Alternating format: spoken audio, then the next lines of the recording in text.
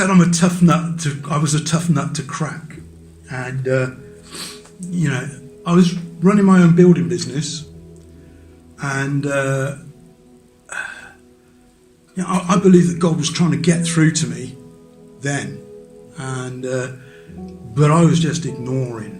I can look back and think, I can see God was moving in my life then. And I ignored. So God intervenes. And I'm up 30 feet in the air on scaffolding that is wobbly and wonky and inadequate.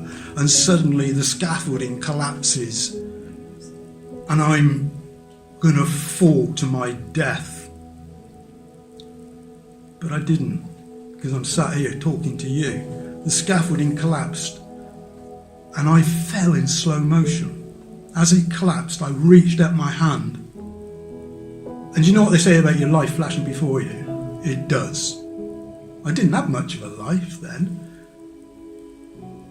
I was 26, 25.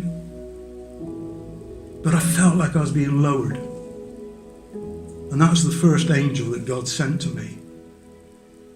Because, when you're a tough nut to crack, that's what God does. He sends the heavy mob in. And so my guardian angel protected me. When I landed, I slumped across the scaffolding bars below. But it was more like landing on a mattress. And I had a bruised back. But that was it. My back should have broke or I should have died. That was my first angel encounter. I'm sure I've had many. The one that really changed it for me was when, because I fell, I ended up fearful of being at heights.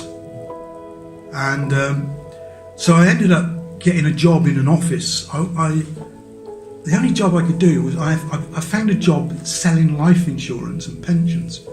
And so I went into this industry that was new to me, but I learned to sell stuff. And I advanced quickly and I became a manager.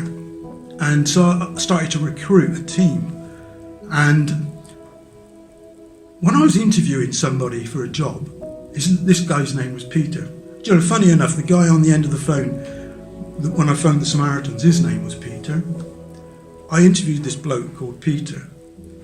And he told me that he was in life insurance, selling life insurance. So I said to him, how's business?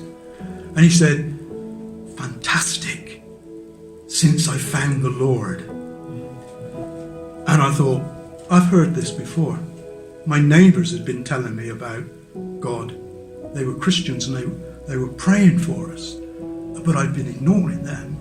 This guy sat in my office suddenly. It's like, wow, what he was saying had a power behind it. And the interview was the strangest interview ever because he just kept telling me about Jesus and the gospel and, what Jesus had done for me. And it was incredible. I gave him a job. I don't know why, because we didn't do a job interview. He gave me the gospel.